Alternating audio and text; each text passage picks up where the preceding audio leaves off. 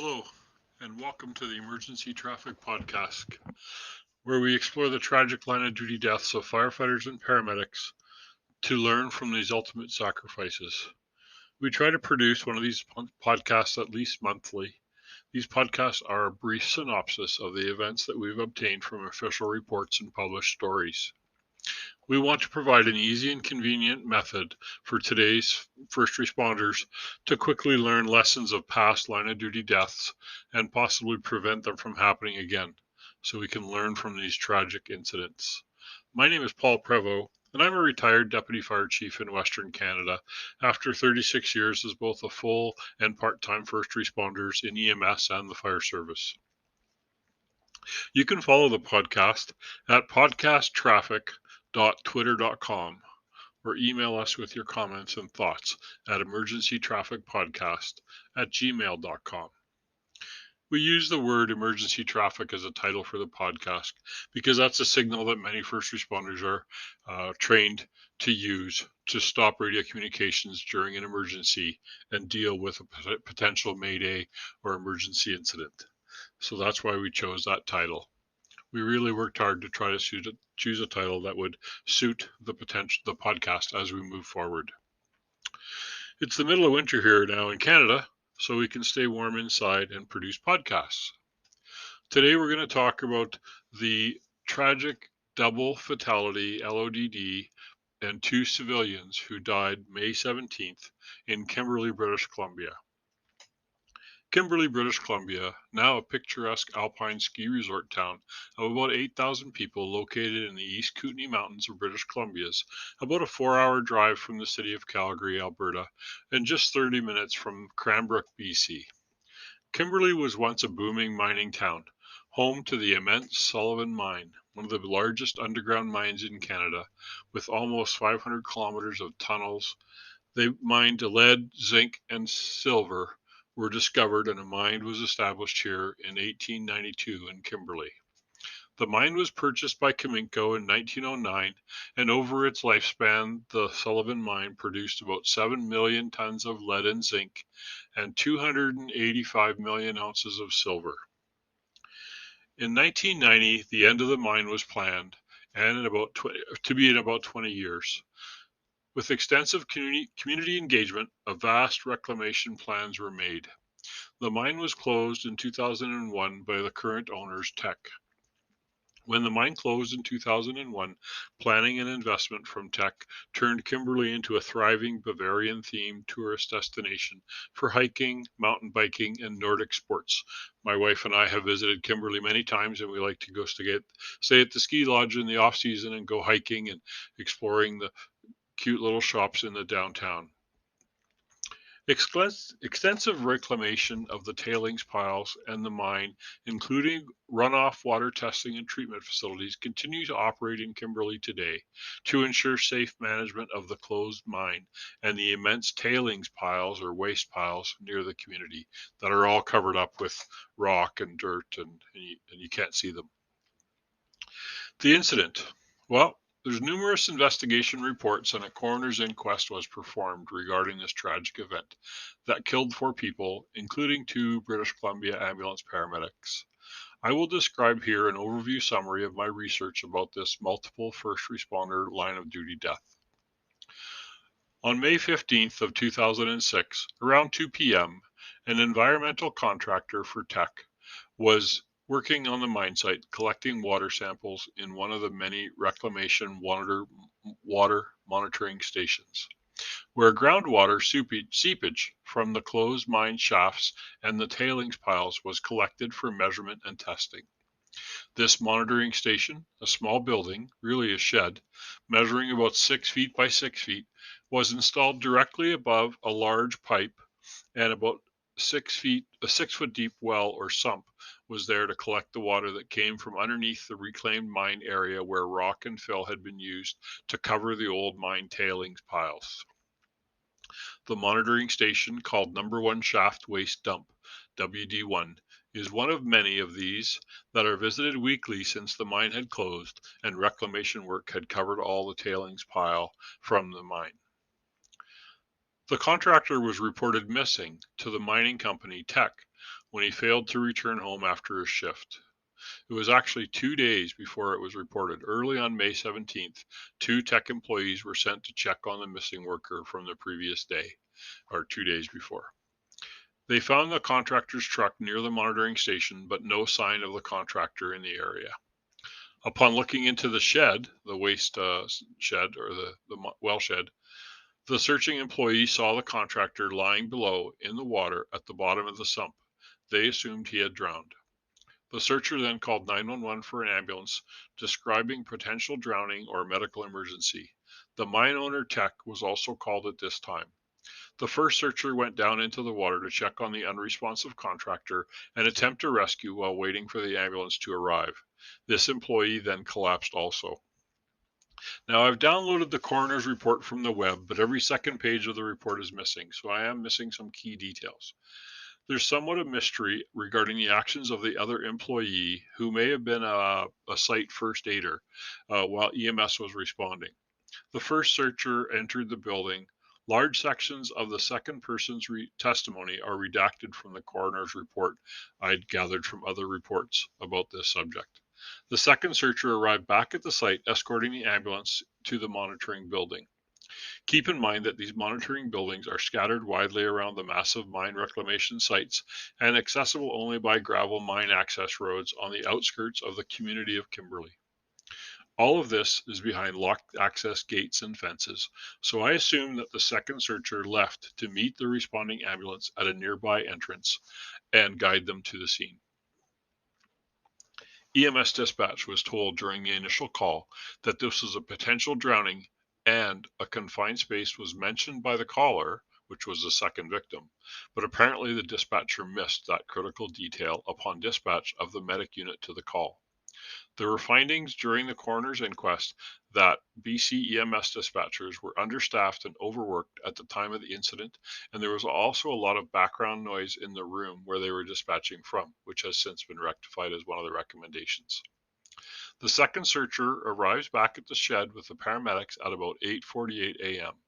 The second searcher then entered the building with one of the paramedics, who went down into the sump when they saw the victims below. While descending into the sump to perform a rescue, the paramedic asked if there was any danger of gas, possibly H2S, hydrogen sulfide, in the building. The medic never heard the answer, collapsing into the sump herself. Her partner, immediately checking on her in the sump below, was also overcome and collapsed into the sump. The local fire department was also called and responded, initially with an engine and a command unit or squad, but then was informed it was a drowning, so the engine was actually returned to quarters. Upon arrival, the fire officers found the victims in the water inside a confined space in the little shed and recalled the engine with self-contained breathing apparatus, ropes, and harness and rescue equipment. A mine rescue team was also called. At 8:59, dispatch was informed that the 4 victims were unresponsive. Between 9:22 and 9:33, the 3 victims were removed from the sump and treated, but tragically none survived. The first victim, the contractor, is also pronounced deceased at the scene. At about 10:07, the local RCMP arrived on the scene and the investigation began.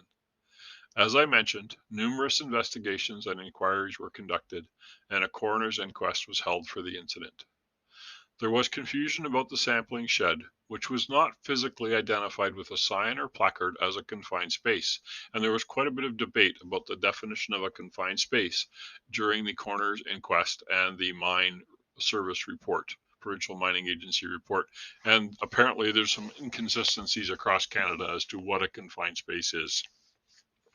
Typically, of course, as many of you know, a confined space requires a permit for entry under most occupational health and safety regulations. The only sign on the shed stated "Danger, open hole behind door," which went down into the sump. Although the 911 caller did describe the incident as a possible drowning in a confined space, as determined in the recordings of the call, somehow EMS dispatcher missed this critical detail when dispatching the medics. There are questions as to why a mine site that is supposed to have entry and exit controls of all personnel, why was the missing person not identified as missing 2 days before? These questions weren't answered. There were extensive investigations and analysis performed to determine why the air in the sump at the time of the incident had almost 0% oxygen within it. It was determined that the design of the piping leading from under the tailings pile into the sump and the type of rock and fill used under and over the tailings may have contributed to the atmosphere in the sump. I've read numerous reports on this. There were studies that went on for years, all kinds of sampling, and they determined that potentially the tailings pile was technically, quote unquote, breathing, depending on the atmosphere, and the water that would run through the tailings pile and into this sump was potentially taking oxygen away. The environmental conditions of the recent barometric pressure and temperature may also have contributed to the air in the shed and sump. Because this shed had been monitored for 10 years or 6 or 7 years, and no problems had ever occurred with people going in there weekly. So, but they think it was due to a whole series of conditions, which is often the factor in tragic accidents that impacted the atmospheric conditions inside the shed. There was no gas monitoring in place during the initial work, nor the rescue attempts by the first responders. There were questions raised about the lack of training and awareness by first responders about confined space entry and air monitoring. Some of the recommendations were to increase training for first responders and the use of multi-gas monitors when responding to potentially confined space. I know in my past we'd done that where we had put CO detectors on the trauma kits that the firefighters would take into a call in case, because obviously CO poisoning often comes in like a flu or general sickness call, and you can't sense that there's a CO deficiency, by having a monitor on the trauma kits that would be on all the time. We used to buy the ones that would stay on for 2 years, and you didn't bump test them or anything, you just left them on the kits and they were always on. Actually surprising how many of those recorded high CO levels during truck checks as people were powering portable equipment and stuff like that in the station. And the CO detectors on the kits would go off, and say people would contact me and say, "Hey, there's something wrong with your detector here," and I would go, "No, there's CO in the station because of what you were doing." Even my Chief's truck, I had one in my on my trauma kit, and the same thing would happen even just starting the truck outside before I went to go to work. Other recommendations were made to assure EMS dispatch knows and have information to contact mine rescue teams. EMS dispatch did not contact the mine rescue team when this was called in for an emergency on a mine site. So that was something that came out of the coroner's report. Another recommendation was to ensure that local fire rescue services are aware of any mine activity in their response area. Changes to the mining regulations were requested and implemented as a result of this incident, especially in regard to deactivated mines. In reading through the reports and stuff, it seemed like there was a bit of a lack of attention to a deactivated mine. So our procedures were maybe a bit more lax sometimes and stuff like that. And that's what I've always said in teaching firefighters during training is accidents often happen when you're doing something that's out of the normal.